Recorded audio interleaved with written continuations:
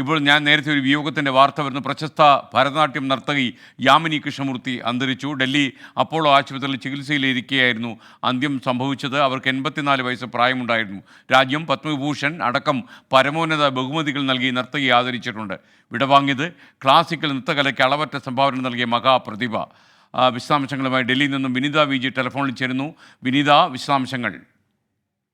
S K N Yamini Krishnamurthy അന്തരിച്ചിരിക്കുന്നു. ഡൽഹിയിലാണ് അന്ത്യം. പ്രശസ്ത ഭരതനാട്യ നർത്തകിയാണ്. ഡൽഹിയിലെ അപ്പോളോ ആശുപത്രിയിൽ 7 മാസക്കാലമായി ചികിത്സയിലായിരുന്നു, ICUവിലായിരുന്നു. ഈ വാർദ്ധക്യ സഹജമായിട്ടുള്ള പ്രശ്നങ്ങളും അസുഖങ്ങളും ഒക്കെയാണ് ഉണ്ടായിരുന്നത്. ഇപ്പോൾ നാളെ 9 മണിക്ക് പൊതുദർശനം ഉണ്ടാകുമെന്നാണ് അറിയാൻ കഴിഞ്ഞിരിക്കുന്നത്. ഹോസ്ഗാസിലെ യാമിനി സ്കൂൾ ഓഫ് ഡാൻസിൽ അവിടെയാണ് പൊതുദർശനത്തിനായുള്ള ക്രമീകരണങ്ങൾ ഏർപ്പെടുത്തിയിരിക്കുന്നത്. മറ്റു കൂടുതൽ ഈ പൊതുദർശനം സംബന്ധിച്ചുകൊണ്ടുള്ള കൂടുതൽ വിശദാംശങ്ങൾ നമുക്കിപ്പോൾ ലഭ്യമായി വരുന്നതേ ഉള്ളൂ. നാളെ രാവിലെ 9 മണിക്കായിരിക്കും പൊതുദർശനം ഉണ്ടാവുക.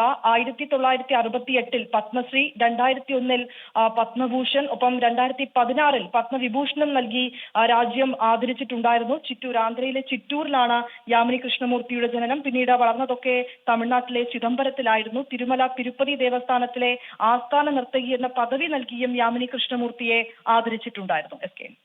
ഓക്കെ, വിനീത വി ജിയാണ് വിവരങ്ങൾ നൽകിയത് ഡൽഹിയിൽ നിന്ന്.